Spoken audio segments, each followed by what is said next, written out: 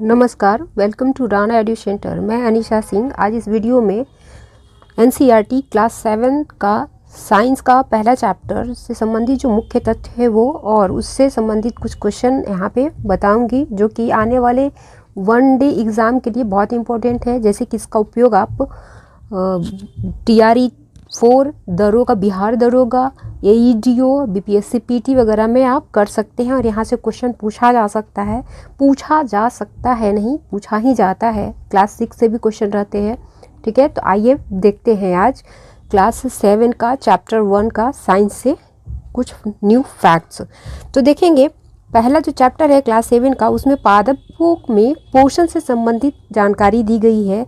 यहाँ से कुछ महत्वपूर्ण फैक्ट्स हैं जो निम्न है। जैसे कि भोजन के घटक जैसे कार्बोहाइड्रेट, प्रोटीन, वसा, विटामिन एवं खनिज को पोषक कहा जाता है। ठीक है, सजीवों द्वारा भोजन ग्रहण करने एवं उसके उपयोग की विधि को पोषण कहा जाता है। याद रखेंगे, पोषण और पोषक दोनों में डिफरेंस है। यहाँ से क्वेश्चन बन सकता है और फंस सकते हैं। कोई भी सजीव जैसे कि मानव है, पौधा है, अगर वो भोजन को ग्रहण करता है और उसको अपने बॉडी में अब्जॉर्ब करता है उसके पोषक तत्व को, तो वो प्रक्रिया पोषण कहलाएगी। और जो उस भोजन से जो तत्व वो अपने बॉडी में एब्जॉर्ब करते हैं, वो सोखते हैं, जैसे कि कार्बोहाइड्रेट होता है, प्रोटीन, वसा, विटामिन, तो इसको जो है हम लोग पोषक तत्व कहते हैं। तो दोनों याद रखेंगे, क्वेश्चन बन सकता है। पोषण की वह विधि जिसमें जीव अपना भोजन स्वयं संश्लेषित करता है स्वपोषण कहलाता है तथा ऐसे पादपों को स्वपोषी कहा जाता है। तो इस यहाँ से भी डेफिनेशन से भी क्वेश्चन बनता है, तो इसको याद रखेंगे आप लोग। जंतु एवं अधिकतर अन्य जीव पादपों द्वारा संश्लेषित भोजन ग्रहण करते हैं, इसलिए इसको विषमपोषी कहा जाता है। जैसे कि जैसे पौधे पे जो जो जीव डिपेंड होते हैं, जैसे कि जानवर, बकरी वगैरह, हिरन, ह्यूमन, तो इसको विषमपोषी के श्रेणी में रखा जाता है। अब यहाँ पे देखेंगे प्रकाश संश्लेषण। तो प्रकाश संश्लेषण के दौरान क्या क्या प्रक्रिया होती है और कहाँ कहाँ से पौधे को जो है वो पोषक तत्व तो मिलता है, इस चैप्टर में बताया गया है। तो जो पौधे हैं वो मिट्टी से जल एवं खनिज जड़ द्वारा अवशोषित करते हैं तथा तना के माध्यम से पत्तियों तक पहुंचाते हैं। तो क्वेश्चन यहाँ से अक्सर देखने को मिलेगा, पूछा जाता है कि प्रकाश संश्लेषण के दौरान जल एवं खनिज पौधे जो है वो कहाँ से अवशोषित करते हैं, तो वो मिट्टी से करते हैं, याद रखिएगा। और ये जो जल और खनिज है वो जड़ के द्वारा जो है वो कहाँ, तना के माध्यम से पत्तियों तक पहुँचा दिया जाता है, जिससे प्रकाश संश्लेषण होता है और पौधों के लिए भोजन का निर्माण होता है। पत्तियां जो है वो पादप की खाद्य फैक्ट्रियां कही जाती है, क्योंकि पत्तियों के माध्यम से जो है वो पौधों के लिए भोजन तैयार किया जाता है, इसलिए इसको पादप का खाद्य फैक्ट्री कहा जाता है। याद रखेंगे, क्वेश्चन यहाँ से भी बनेगा। पत्तियों की पत्ती जो है, पेड़ की जो पत्ती है उसके सतह पर उपस्थित सूक्ष्म छिद्र जो रंध्र होते हैं छोटा छोटा, उसके द्वारा वायु में उपस्थित CO2 पौधे में प्रवेश करती है।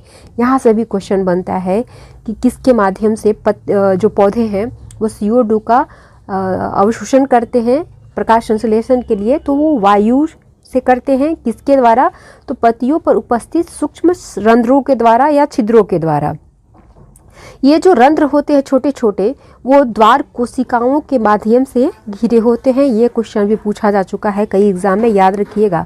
द्वार कोशिका कहाँ होते हैं, तो पत्तियों के छोटे छोटे रंध्रों को खोलने और बंद करने के लिए ये द्वार कोशिका बनाई गई है प्रकृति के द्वारा।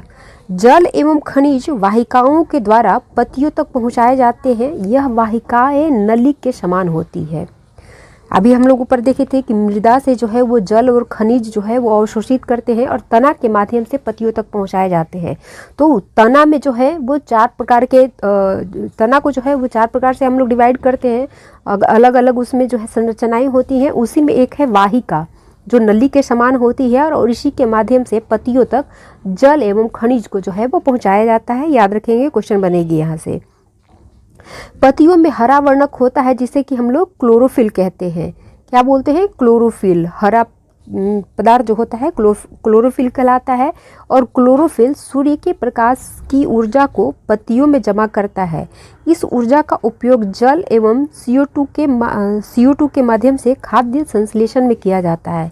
याद रखेंगे, क्वेश्चन यहाँ से भी कई बार बना है। क्लोरोफिल का कार्य क्या होता है प्रकाश संश्लेषण के दौरान?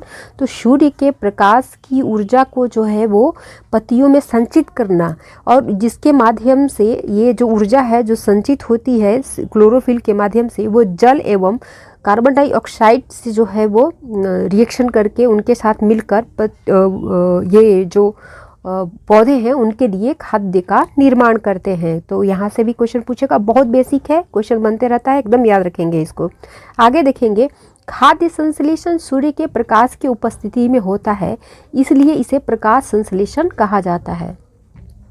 तो पौधे में जो खाना बनाने की जो प्रोसेस है उसका प्रकाश संश्लेषण क्यों नाम पड़ा? इसका रीज़न यही है कि जो प्रकाश संश्लेषण की प्रक्रिया है या खाद्य निर्माण की जो प्रक्रिया है वो सूर्य के प्रकाश की उपस्थिति में ही संपन्न होता है, जिसकी वजह से इसे प्रकाश संश्लेषण कहा गया है। हालांकि कृत्रिम ये जो लाइट है वहाँ उसमें भी कुछ मात्रा में प्रकाश संश्लेषण की प्रक्रिया जो है वो संपन्न होती है, ठीक है, लेकिन बृहद तौर पर ये सूर्य की उपस्थिति में होती है, इसलिए इसको प्रकाश संश्लेषण नाम दिया गया है, या इसको फोटोसिंथेसिस कहते हैं हम लोग।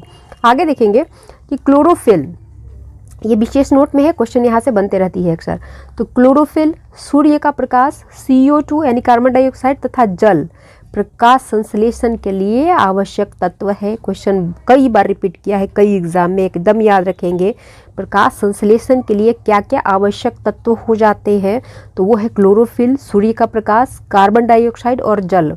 जब ये क्वेश्चन पूछता है तो ऑप्शन में हमेशा मतलब जनरली जो है वो ऑक्सीजन दिया रहता है, जो कि बाय प्रोडक्ट है, वो प्रकाश संश्लेषण प्रक्रिया पूर्ण होने पर उत्पन्न होता है, ना कि प्रकाश संश्लेषण के लिए आवश्यक तत्व है। तो ये 4 है, इनको याद रखेंगे। अगर वहाँ पे आपको ऑक्सीजन दिखेगा तो वो आपका आंसर हो जाएगा, अगर पूछा कि किसका ज़रूरत नहीं होता है। अब यहाँ पे देखेंगे प्रकाश संश्लेषण की समीकरण क्या है, किस तरह से होती है पौधे में प्रकाश संश्लेषण। तो यहाँ पे देखेंगे कि हवा के माध्यम से कार्बन डाइऑक्साइड ग्रहण करता है पौधा, जड़ के माध्यम से जल जो है मिट्टी से लेता है, उसके बाद सूर्य का प्रकाश क्लोरोफिल के माध्यम से जमा होता है पत्तियों में। इन तीनों को मिलाकर कार्बोहाइड्रेट का निर्माण होता है, साथ ही ऑक्सीजन रिलीज होता है बाय प्रोडक्ट के तौर पर। कार्बोहाइड्रेट पत्तियों में मंड के रूप में संचित होता है, मंड को स्टार्च भी कहा जाता है। कई एग्जाम में ये क्वेश्चन देखने को मिला है कि पौधों में जो कार्बोहाइड्रेट है किस रूप में संचित होता है, तो वो स्टार्च या मंड के रूप में संचित होता है। पत्तियों में स्टार्च की उपस्थिति प्रकाश संश्लेषण प्रक्रिया के संपन्न होने की जो संपन्न होना है जो वो दर्शाती है। तो आपसे ये भी क्वेश्चन पूछ सकता है कि प्रकाश संश्लेषण क्रिया संपन्न हो गया या किसके माध्यम से पौधों में जो है वो दर्शाया जाता है। तो पत्तियों में स्टार्च की उपस्थिति जो है ये संकेत देती है कि प्रकाश संश्लेषण प्रक्रिया संपन्न हुई है। अब स्टार्च क्या है? तो स्टार्च एक प्रकार का कार्बोहाइड्रेट है, याद रखेंगे, ये क्वेश्चन भी पूछा जा चुका है। पत्तियों के अतिरिक्त पादप के दूसरे हरे भाग जैसे कि हरा तना, हरी शाखाओं में भी क्लोरोफिल पाया जाता है और वहाँ पे भी प्रकाश संश्लेषण होता है। यहाँ से भी क्वेश्चन बना हुआ है, पूछा जाता है कि पौधों के किन किन भागों में प्रकाश संश्लेषण की क्रिया संपन्न होती है। तो केवल अगर हम लोग यहाँ याद रखेंगे कि पत्तियों में होती है तो बुरे फंसेंगे। जहाँ भी हरा होगा पौधे में, जैसे कि हरा तना हुआ, हरी शाखाएं हुआ, वहाँ पे क्लोरोफिल अवेलेबल है, तो वहाँ प्रकाश संश्लेषण की क्रिया जो है संपन्न होगी। तो याद रखेंगे कि पत्तियों के अतिरिक्त हरा तना और हरा शाखाओं में भी फोटोसिंथेसिस प्रक्रिया संपन्न होती है। आगे देखेंगे कि मरुस्थलीय पादपों में वाष्पोत्सर्जन द्वारा जल क्षय को कम करने के लिए पत्तियां जो है वह सल्क अथवा सूल के रूप में बदल जाती है। जैसे कैक्टस के पौधे में आप देखते हैं छोटे छोटे वहाँ पे कांटे होते हैं, वो कांटा जो है वो कांटा नहीं है बल्कि वो पत्तियां है जो पौधे से जल की हानि कम हो इसलिए वो एक कांटा का रूप धारण कर लेती है। यही चीज़ ये बता रहा है। इन पादपों के तने हरे होते हैं जो प्रकाश संश्लेषण करते हैं, यानी मरुस्थल में पत्तियां जो है वो कांटा का रूप धारण कर लेती है ताकि वाष्पोत्सर्जन की प्रक्रिया कम हो, जल का क्षय कम हो, और इनके तने जो है वो हरे होते हैं जिससे प्रकाश संश्लेषण होती है और पौधों के लिए भोजन का निर्माण होता है। याद रखेंगे, यहाँ से भी क्वेश्चन पूछता है कि कैक्टस में जो सूल है वो वास्तव में क्या है, तो सब उसको तना वगैरह लगा के आ जाते हैं, लेकिन वो पत्ती होती है। अब यहाँ पे देखेंगे कि कार्बोहाइड्रेट कार्बन, हाइड्रोजन एवं ऑक्सीजन से बना होता है। याद रखेंगे, क्वेश्चन यहाँ से पूछते रहती है, बीपीएससी के लिए ये फेवरेट इस तरह का क्वेश्चन है, वो पूछ देती है। ठीक है। प्रोटीन जो है वो नाइट्रोजनी पदार्थ है, इसमें कार्बन, ऑक्सीजन, हाइड्रोजन तथा नाइट्रोजन पाया जाता है। ये दोनों याद रखिएगा, वीवीआई है, क्वेश्चन बन सकती है यहाँ से। आगे देखेंगे कि कुछ पौधों जिसमें क्लोरोफिल नहीं पाए जाते हैं वे दूसरे पौधे पर पोषण के लिए निर्भर रहते हैं। वैसे पौधे जिनमें क्लोरोफिल नहीं पाया जाता है वे दूसरे पौधे पर पोषण के लिए जो निर्भर रहते हैं उनको विषमपोषी प्रणाली का उपयोग करते हैं। वो पौधे दूसरे पर निर्भर होते हैं, उनके माध्यम से वो पोषण प्राप्त करते हैं, इसलिए इसको विषमपोषी प्रणाली कहा जाता है, जैसे कि अमरबेल। आगे देखेंगे कि वे जीव जो अपना भोजन स्वयं नहीं बना सकते और उसे प्राप्त करने के लिए दूसरे जीवों पर निर्भर होते हैं परपोषी कहलाते हैं, जैसे कि मनुष्य, शेर, हिरण आदि। ये जीव भोजन के लिए स्वपोषी जीवों पर निर्भर होते हैं, जैसे कि पादप पर निर्भर होते हैं। वैसे जीव जो अपना पोषण प्राप्त करने के लिए दूसरे पौधे को उनके पोषक तत्वों से वंचित कर देते हैं उनको परजीवी कहा जाता है। यानी दूसरे को नुकसान पहुंचा के अपना पोषण जब प्राप्त करता है कोई जीव तो उसको परजीवी कहा जाता है, जैसे कि प्रोटोजोआ हो जाता है, जोक, जू, खटमल आदि हो जाता है। वैसे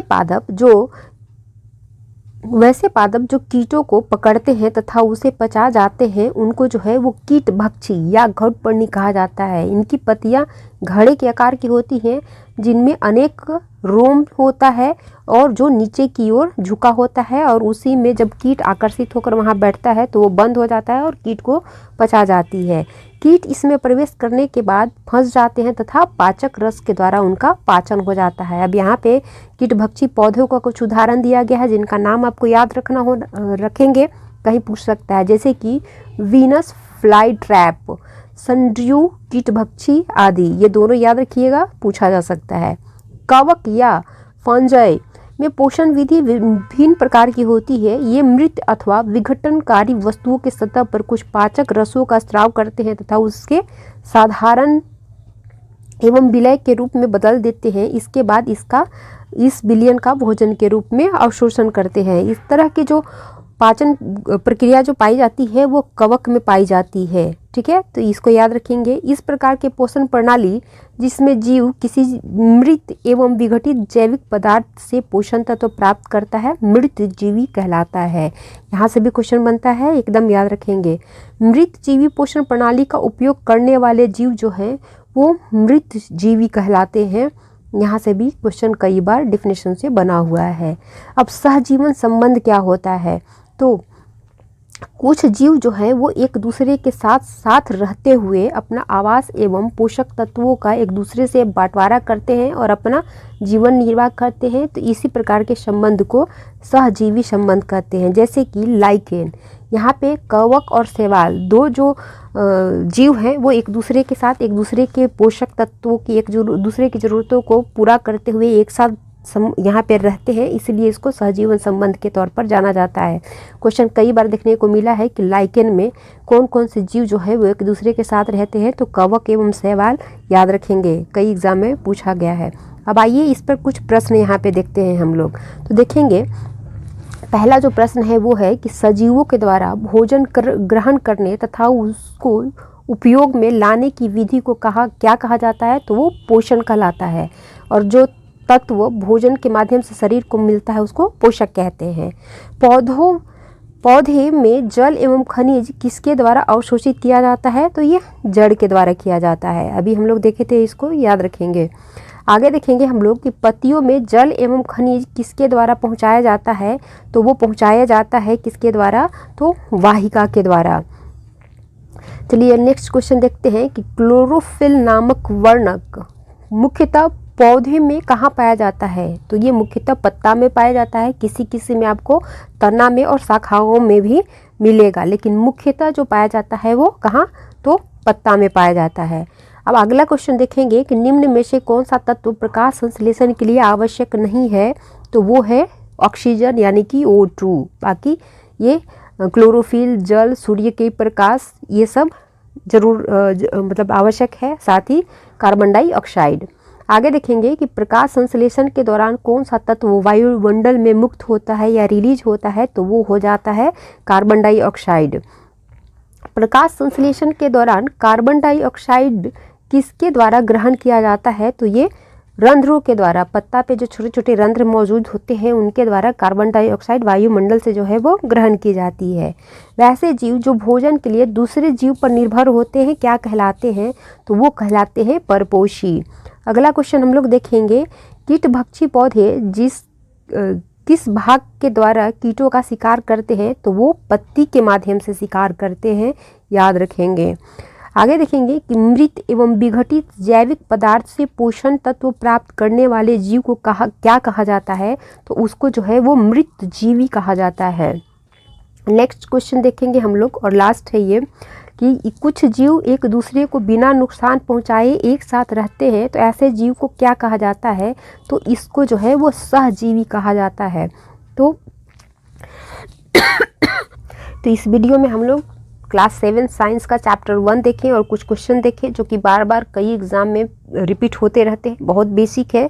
यहाँ से 1-2 क्वेश्चन आपको देखने को ज़रूर मिलेगा जो AEDU का एग्ज़ाम देंगे, जो बिहार दरोगा का देने वाले हैं, और TRE 4 वगैरह, यहाँ से क्वेश्चन देखने को मिलेगा। तो इसको रिवाइज़ करें, अच्छा से करें, तैयार करें, इसको बेसिक समझ के इग्नोर ना करें, नहीं तो ये नुकसान करा देगा, एक एक नंबर मायने रखता है, ठीक है। आप सबको बहुत बहुत शुभकामनाएं, जुड़ने के लिए बहुत बहुत धन्यवाद। अगर अच्छा लगता है हमारा प्रयास तो इसको लाइक करें, सब्सक्राइब करें और दोस्तों तक फॉरवर्ड करें। बहुत बहुत शुक्रिया। जय हिंद।